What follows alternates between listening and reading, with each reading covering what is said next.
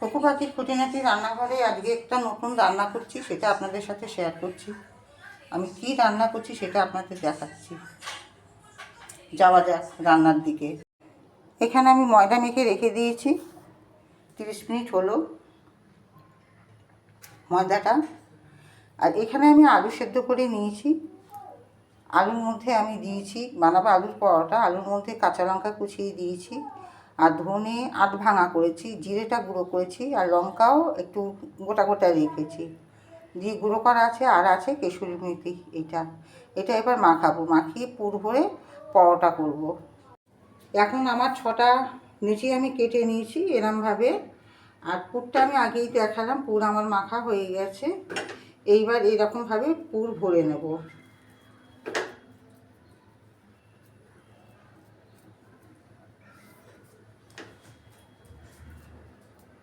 আর একটু বড় করতে হবে।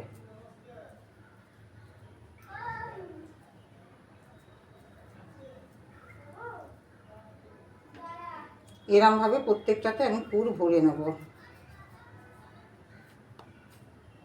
এই যে দেখছেন, এরমভাবে প্রত্যেকটাতে আমি পুর ভরে নেব এক এক করে। 6টা নিচিতে আমি পুর ভরে নিয়েছি। এবার এইগুলো এক এক করে বেলবো। ওইদিকে আমি কড়া চাপিয়ে দিয়েছি। একদম আলতো হাতে বেলতে হবে, কেন এই জিনিসগুলোই খুব সূক্ষ্ম, পুর যাতে না ফেটে বেরিয়ে যায়। আমি একদম আলতো হাতেতে অল্প একটু তেল দিয়ে বেলে নিয়েছি। তেল দিয়ে বেলতে কারোর অসুবিধা হলে এটা আপনারা ময়দা দিয়েও বেলতে পারেন। আলুর পরোটা ঠিক এরমভাবে লাল লাল করে আমি ভেজে তুলছি। এখন আমার 2টো লাগবে, 2টোর মতো ভেজে নিলাম।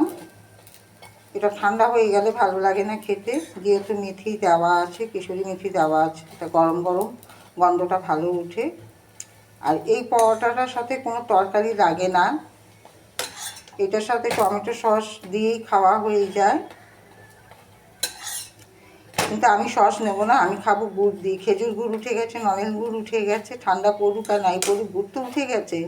আমি খাবো গুড় দিয়ে।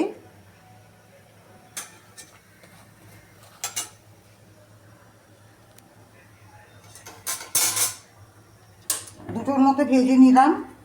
জানু খাবে আর জানুর মা খাবে। এই যে, কে কে খেতে ভালোবাসো অতি অবশ্যই কিন্তু কমেন্টে জানাবে আমাকে,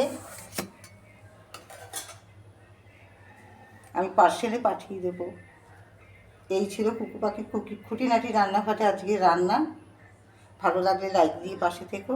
সবাই ভালো থেকো, সুস্থ থেকো। রাধে রাধে, টাটা।